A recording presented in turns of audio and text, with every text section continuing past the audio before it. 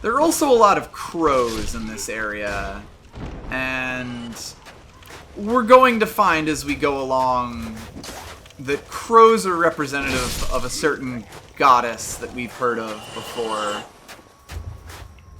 Do I have a bow equipped? I don't. Yeah. Hey, someone else kindled that bonfire. How nice of them. So yeah, let's go pick our souls up over there and come back to the main path here. As before, these guys here are not particularly difficult. You just gotta respect them, you know? They can do a lot of damage to you if you let them, but they have so little health that our sword is just taking them straight out.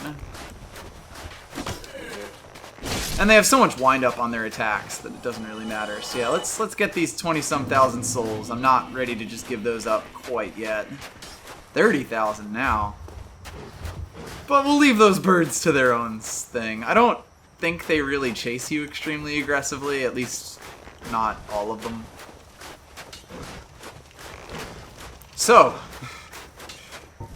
that's a little bit different. We haven't seen that before. And these unique hollow enemies that only appear in the painted world, if you kill them with something that doesn't have an attribute of fire, they will spew out poison mist from their corpses. There's a few ways you can deal with this. You can, of course, just equip a fire weapon. That'll deal with it. But you could also just use ranged attacks, or even something like a spear that can attack them from far enough away that the poison cloud doesn't work.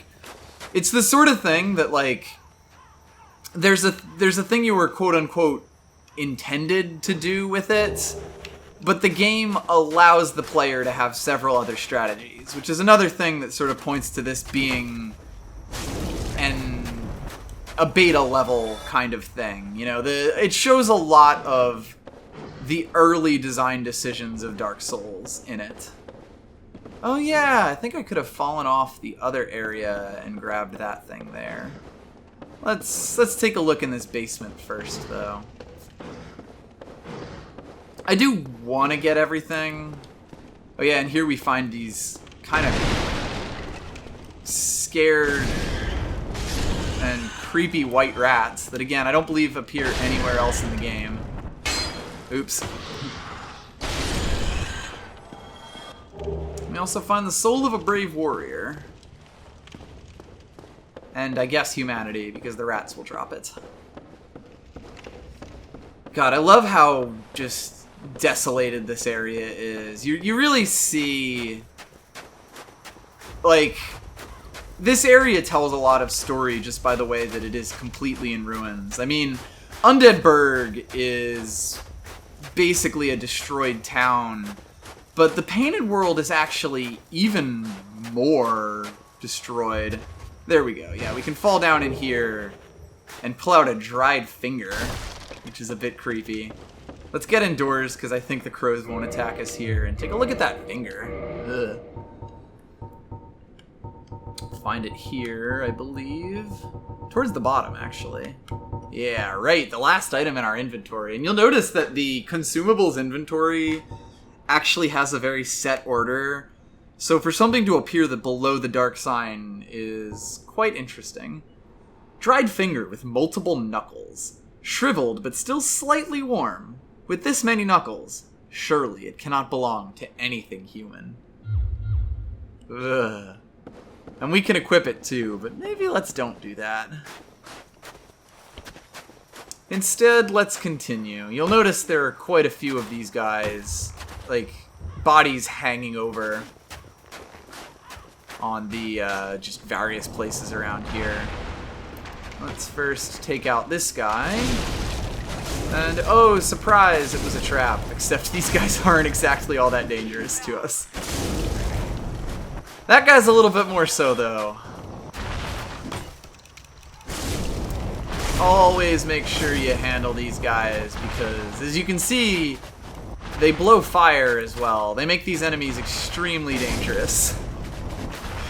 I love that the R2 attack of this thing is just the stupidest jump and dash attack. Ah! It's nice.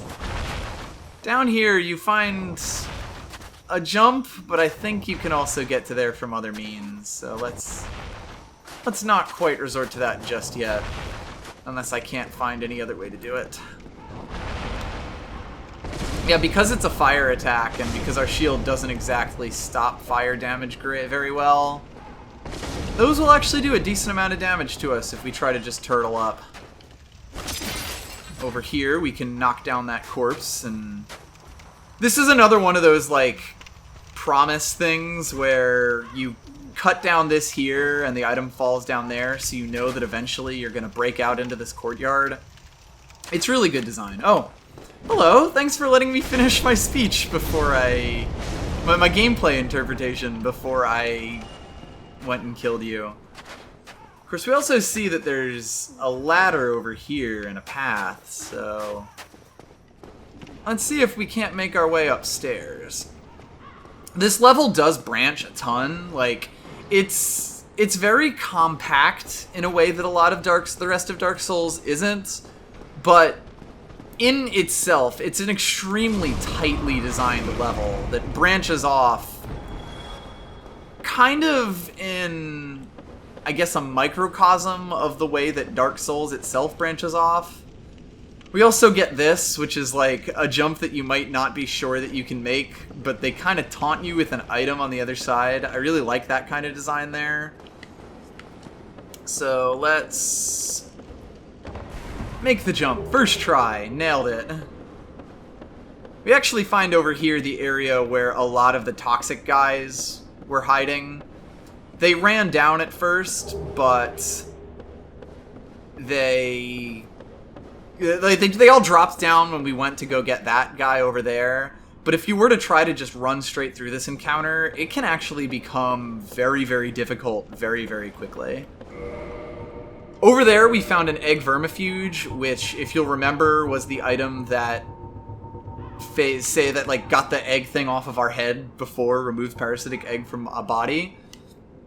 Notably, naturally, these chestnuts are forbidden, so you'll notice that a lot of the items we find here are taboo to some culture. It's really a running theme of this painted world. Oop. Man, that's even a white phantom. Also, yes, there was a hollow, I believe, hanging on the other side of that ladder over there, waiting for us to come over, which is a pretty good surprise attack. Be wary of lying in ambush, yeah. Quite like the way that's designed. Let's see, over here we see more of these rats. They're mostly content to just leave us be, so I'm kind of inclined not to fuck with them if they're not gonna fuck with us. You're hearing some pretty creepy noises in the background. Yeah, I knew we would get that painting guardian stuff. Well, just to make sure that they don't, I think it's the rats. Just to make sure they don't come and bother us, let's read this out here. Oops. That was a mistake, but there's nothing wrong with topping off. Alright. Nope, not good. Something is trying to attack us. But I believe they're on a different level, so... well, we have some reading to do. The items in this area have some of the best lore in the game, I've found. So, Painting Guardian Hood. Hood worn by the alabaster-closed guardians of the paintings in Orlando, offers substantial protection versus magic.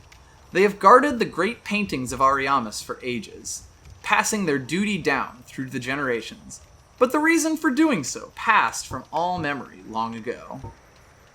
So we get that this is sort of the purest distillation of the decline of even Orlando. How these painting guardians, all of whom can be found in that specific room with the big painting, have apparently lived here for centuries, passing down the rituals of guarding this painting to their children and having them become painting guardians. But at this point, it's been so long that no one even knows why they're guarding this painting anymore. I really love the way that that's laid out, because again, oh, I guess the rat broke that table. Dead end. Bleeding? Well, you're not wrong. We actually end up at the bottom of that room that we could see before with that was set up. Like the bottom with the archer that we looked down. So over here we only really find the painted boss set, I think. I'll have to look that up at some point. Anyway, so the painting guardians, and I like that it said paintings of Ariamis, because this is the only one we find in the game, but it clearly implies that there were more. And it seems that the reason that these paintings were guarded by an entire, basically, order of priests and priestesses is that they contained things that were taboo to the gods. I should have been able to knock him off there. It's kind of weird that I couldn't. Might just be weird hitboxes on this butcher's knife. So these painted worlds clearly contain abominations and other things that the gods and goddesses deem to be taboo. Try luring it out. This is a bit of an interesting room that I remember quite well. And you'll notice actually that we could potentially get down there, but that it might actually kill us to do so. Yeah, this is the try luring it out that they have. Whoa! You just clipped straight through that wall. Hello, buddy. Surprisingly, these guys are actually a bit easier to fight in these tight corridors because their jumping attacks and everything really aren't nearly as effective. Because, I mean, you can see that the model is really attempting to get us here, or like the jumps are attempting to get us, but that they're ending up like, I guess he flew through the window there. It's kind of neat. All right. So there, as you saw before, there were a few ways that we can go here. Let's see if we can't climb up this. Yeah, I think we want to just deal with these guys as quickly as possible because they do just a ton of damage to us if we leave them unchecked here. Yeah, the best way to deal with these guys is definitely when they're about to jump on you, run forward, because they do have a forward momentum, is what I guess I've been trying to explain here. Be wary of plunging attack. No kidding. So yeah, we'll notice, yep, there's another one coming our way. It's a bit of a dicey proposition to fight these guys on here, but at the same time, they're not immune from fall damage either. Try fall, yes, you can fall off and get that item, but I'd actually like to get to the very top of this because there's clearly something a little bit special over here. Along with the gorgeous view, of course. The red soapstone sign. 2 gorgeous view signs, and I agree, this is actually the highest point on the map. And it gives us a bit of a blurry, but very, very lovely view, and it does confirm our suspicions that there is, in fact, nothing else connected to this, and that this fortress really is just a bastion of its own. Including what appears to be a dead dragon over there, guarding a coliseum of sorts. I really like that because, you know, if you come up here, you immediately know that your final goal is going to be getting to that coliseum. It sticks out like such a sore thumb, even in its ruined state, that you know, okay, I now have something to shoot for more than just this mazy path over here. I believe this is one of the birds that actually went and attacked us when we went up there. I like that, so that it doesn't really attack you unless you come over here. And since we do appear to be safe, I was a little unsure if we would. Let's check out that red sign soapstone. It's an online play item, and it basically allows you to leave a sign that will get you summoned into someone else's world as a red phantom to fight them. Be summoned to another world as a dark spirit, and defeat the summoner to acquire humanity. Certain dark wraiths resist their descent into dark, and persevere along the honorable path. The red sign soapstone is for them. We've heard a little bit about dark wraiths, and we'll get into them a lot more in the future, because they actually are a joinable covenant in this game.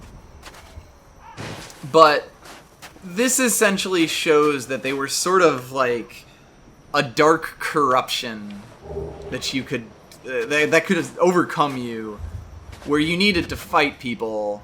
But there's sort of an implication of, I guess, consent to this fight, to this item in particular, where you basically challenge them to an honorable duel. Like, they have to summon you to fight them, rather than you invading them and attempting to kill them. So, since we can't quite fall to the bottom yet, let's see. I know I can get that item over there, but I'm trying to remember if I have to... Can I walk here? It doesn't look it. I think I gotta come the other way around. Let's see what's on the outside.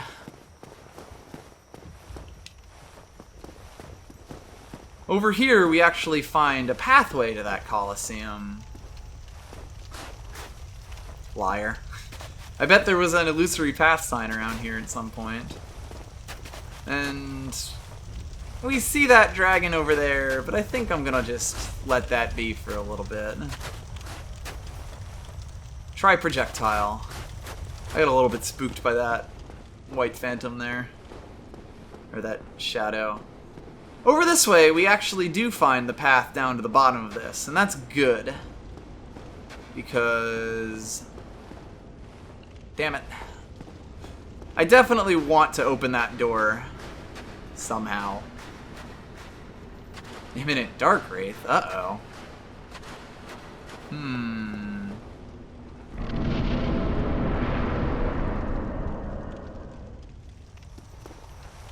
This is somehow familiar if you've played Dark Souls 1.